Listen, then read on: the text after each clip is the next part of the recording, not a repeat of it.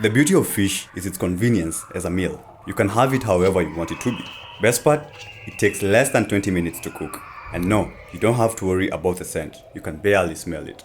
How about we fix some coconut milk fish curry? And for that we shall require finely chopped red onion, finely chopped dhania stems, chili peppers, green bell pepper, cumin, ginger powder, black pepper, lemon juice, which I substituted with citric acid solution, tomatoes, coconut milk, finely chopped dhania leaves, and salt. To get started, heat oil in a pan till it starts smoking, then add in the onions. Stir and let saute for a minute before going in with the chili pepper, dhania stems, and chopped bell peppers. Sneezing alert. Stir once more, then add black pepper, cumin, and ginger powder. Allow to saute for another 3 minutes before adding the tomatoes and lemon juice. Lower the heat to medium and allow to cook for 5 minutes. This is a great time to chop the fillet into bite-sized cubes. 5 minutes later, add the fillet cubes followed by coconut milk. Stir, then cover and allow to cook for not more than 5 minutes. Remember, fish cooks real fast.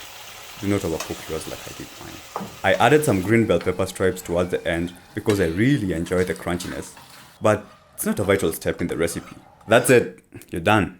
Turn off the heat, then garnish with dhania leaves. Your meal is now ready to serve. Pair with the starch of your choice. I went with plain white rice.